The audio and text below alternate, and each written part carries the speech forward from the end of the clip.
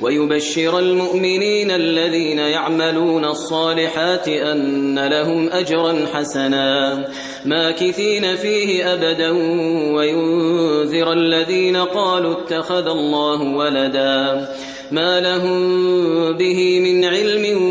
ولا لآبائهم كبرت كلمة تخرج من أفواههم إن يقولون إلا كذبا فلعلك باخع نفسك على